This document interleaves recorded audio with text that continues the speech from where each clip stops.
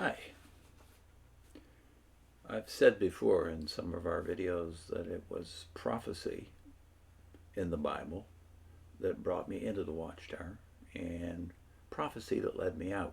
The prophecy that led me in had to do with the fulfilled prophecies of the Bible. And the Watchtower did a pretty good job back in the 60s and 70s of laying the case down for the Bible's authority by means of prophecies such as the Messianic prophecies, prophecies about Nineveh and Babylon that were embedded in books like Isaiah and Jeremiah. And in particular, Daniel chapter 9. When I saw the 70 weeks prophecy of Daniel 9, I couldn't believe it, that no one had ever shown me this. Even in my Sunday school days, it was an amazing proof of the, not just the physical prophecies about Bethlehem and about Egypt and about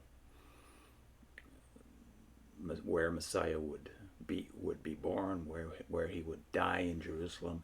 All these things were laid out, and I had never seen them before. And particularly in chapter 9 of Daniel, you have a scenario where at the expiration of 70 weeks, Messiah will come, be cut off with nothing for himself.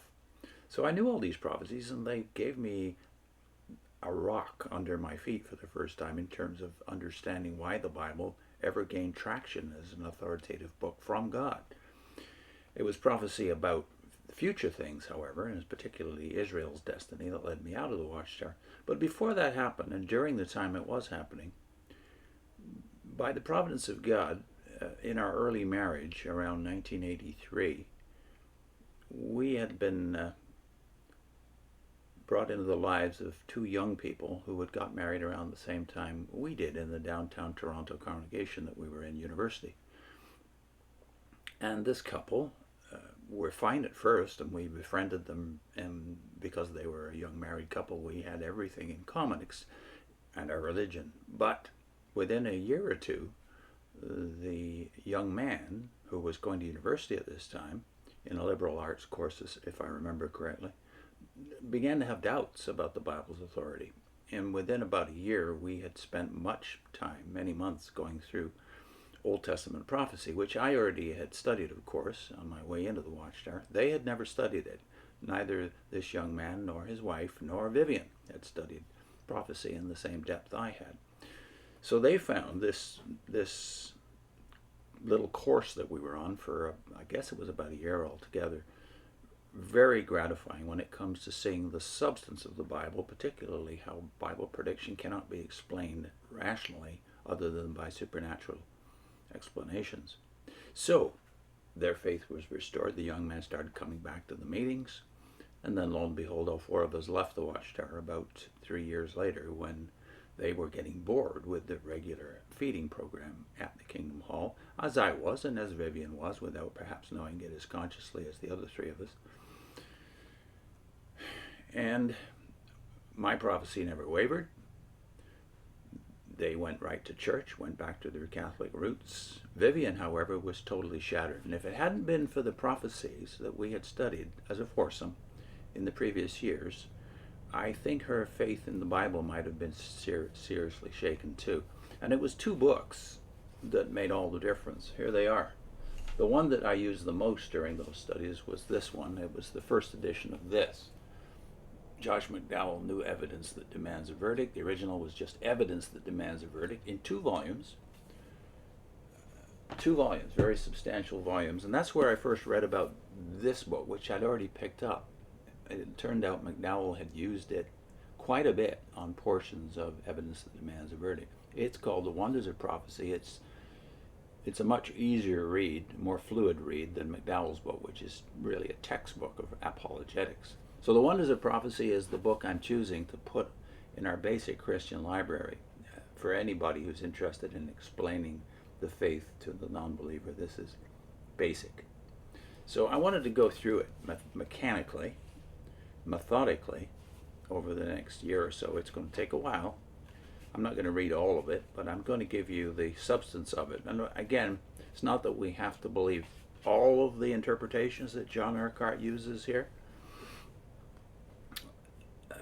He is fallible, as we all are, and his interpretations do not always match with the consensus of Christian historians even, but the substance of his argument can't be gainsaid. I can't see that anyone who masters this book can disbelieve in the authority of Scripture after doing that. So let's look at the intro. He spends a lot of time in the intro talking about people of his day, and this book is put together in the very early 1900s. So it's a little out of date in terms of its historical references, but once he gets into the substance of the prophecies, I can't see the argument being more forcibly presented. Here, for instance, from page 6 of the book, the end of the intro. What are we to believe? Is there any answer? Is there anything which will put dark doubts to rest and leave the heart with certainty in God? The old ideas regarding inspiration are not, generally speaking, the ideas of today. Verbal inspiration is spoken of as a contradiction in terms and rejected as a superstition and an absurdity. The clear and sharply defined defense of former times has given place to wavering and apology. We are told that the language of Scripture is not to be too closely pressed. We are taught rather to expect mistakes in science and in history till we begin to wonder wherein the inspiration of the Bible lies. Is there anything which will settle these questions, which will show whether we have a book that is not man's but God's, and which will prove once for all how its words are to be taken? I believe there is. And then a few pages later, on page 13, this. It is, as a veteran statesman once said, the unexpected that happens. The anticipations of the most far-seeing and the precautions of the wisest are mocked again and again by the bitter irony of events. We might as soon think to pluck the stars from heaven as to wrest its secrets from the future. The king, when he bade the advancing waves retire, was not more powerless than we, when we command the approaching days to appear and tell what things they bring. We cannot foresee even dimly the events of tomorrow or of the next hour. We stand before a wall of impenetrable darkness. We have hopes and fears, but no certainties. Thoughts rise up within our bosom, but from the future there comes neither voice nor sign. If then this feat, which we rightly declare is impossible for man to perform, has been achieved, if the future has been read, and not only years, but centuries have yielded up their secrets, if we produce a book in which predictions, so numerous and varied and minute as to preclude any possibility of chance, were recorded centuries before the events occurred in which they were startlingly fulfilled, will it be any longer possible to doubt that God is, and that this is his word to us? If evidence of this kind can really be produced, doubt will be an impossibility, and whether our evidence be of this kind, the reader will now be able to judge. And the next time he's going right in to the prophecies about Tyre and Sidon. They were prophecies I had seen before in perhaps some Watchtower literature, but never paid much attention to until I read this book. And by the way, since this is published just a few years before World War I, World War I verifies what Urquhart just says here in this intro, namely that we can't predict. Most historians and most social scientists of the era were certainly not predicting a worldwide catastrophe like World War I and World War II when we went into the 20th century. Few were fearful, but the majority of experts in the world at that time were not predicting what would come next.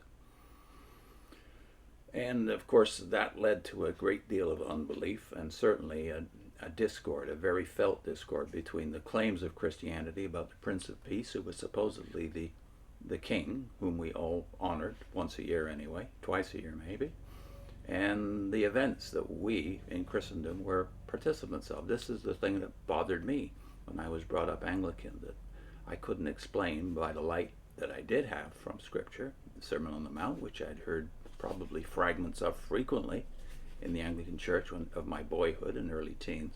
I couldn't put that together with what I saw in the world and our complicity in war, etc. And so Urquhart was vindicated when World War I broke out, to the surprise of most people, even politicians. And that's why I want to put this book high up on the list of basic apologetics for everyone. The Wonders of Prophecy, John Urquhart. We'll put it in our basic library for all Christians. I'll put a link in too to something that I just I just alluded to, really. We did several videos. This has got to be in the first year, so 6 years back, I did several videos on how I left the Watchtower and landed softly, talking about all the teachers I was already familiar with before I resigned as an elder. This was one of them. McDowell was another. So I would advocate for both these books.